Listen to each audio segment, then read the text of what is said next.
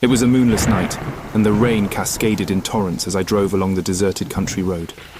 My fingers tightened around the steering wheel, and the haunting chorus of the rain drummed on the car's roof, heightening my unease. The windshield wipers fought a losing battle against the relentless downpour, and with each passing mile the darkness seemed to grow thicker, swallowing the world around me. My mind wandered to the events of the evening, the laughter and camaraderie shared with old friends. As the party wound down, I bid my farewells, and stepped out into the chilling night, ready to return to the comfort of my home. But what was meant to be a simple drive back soon became an unforgettable journey through the depths of terror. The radio provided some solace, a melodic distraction from the storm. But even the familiar tunes couldn't ease the tension that crept up my spine. As I rounded a bend, I caught a glimpse of something in the distance.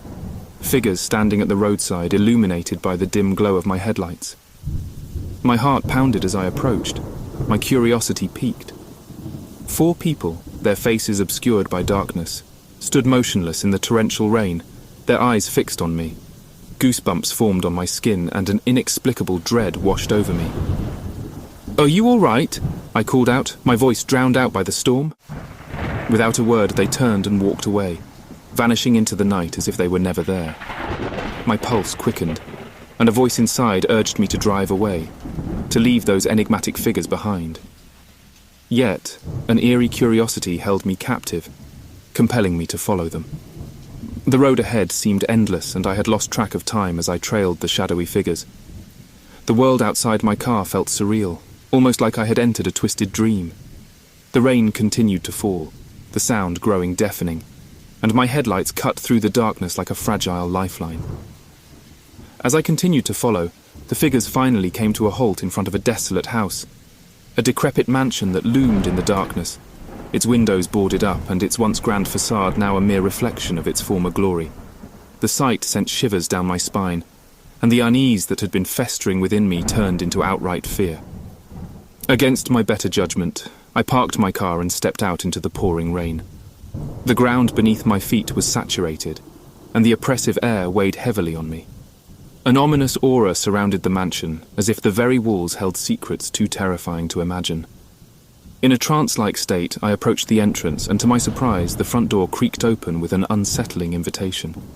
My instincts screamed at me to turn back, but some unseen force compelled me to step inside, to unveil the mysteries hidden within those decaying walls. The interior was a chilling tableau, a place untouched by time, filled with ancient relics and faded portraits.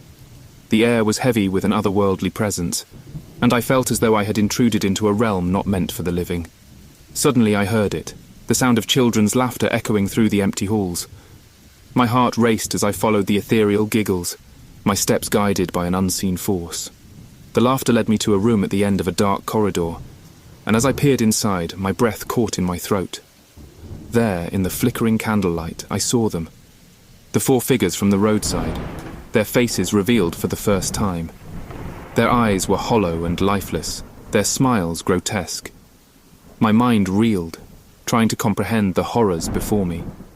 As I stood frozen in fear, the children's laughter turned to haunting cries. A sudden gust of wind extinguished the candles, plunging the room into darkness. I stumbled backward, my heart pounding in my chest, desperate to escape the nightmare unfolding around me. But the darkness had other plans. I felt a cold grip on my shoulder, and an icy breath whispered in my ear. "Welcome to our home," a voice hissed, its tone sending chills down my spine. At that moment I knew I was trapped, destined to be forever entwined with the horrors of that haunted mansion. The rain continued to pour outside, washing away any trace of my presence as the mansion swallowed me whole.